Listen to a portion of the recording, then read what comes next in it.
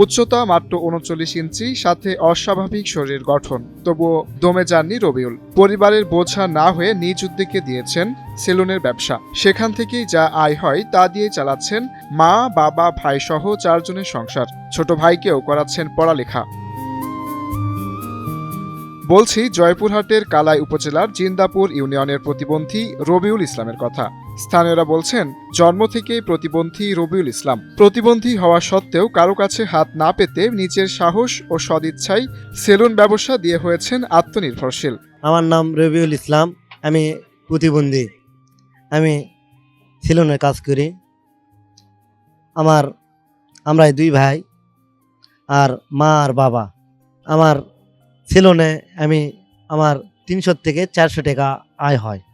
এই সেলুন করে আমার যত পরিবারের সদস্য আছে সবার আমি চালাই। আমার ছোটোখাটো একটা সেলুন। টিনের সেলুনের ঘরটিকে উন্নত করে পাকা ঘরে পরিণত করতে সরকারের সহযোগিতা চান অদম্য রবিউল ইসলাম। আমি কারো কাছে হাত পাতাইনি। আমি নিজে কর্ম করে আমি নিজে খাই। সরকারের কাছে আমার চাওয়া এই টিমের দোকানটা যেন পাকা করানো হয়।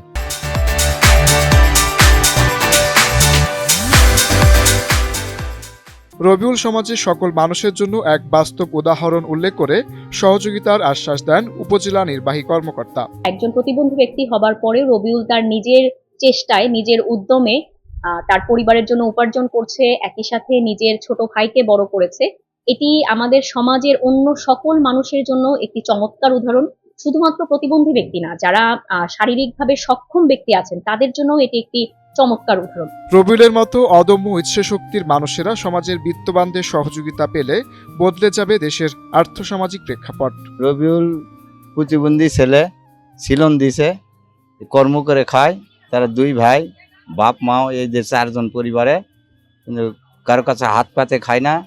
এই সেলুন দিয়ে কোনো মতে জীবনযাপন করে। আমারই ছেলে প্রতিবন্ধী রবিউল ইসলাম, প্রতিবন্ধী হিসাবে যাই হোক সেলুনে কাজ করে, টুকটাক করে সংসারও চলে, তাতে আমিও খুশি।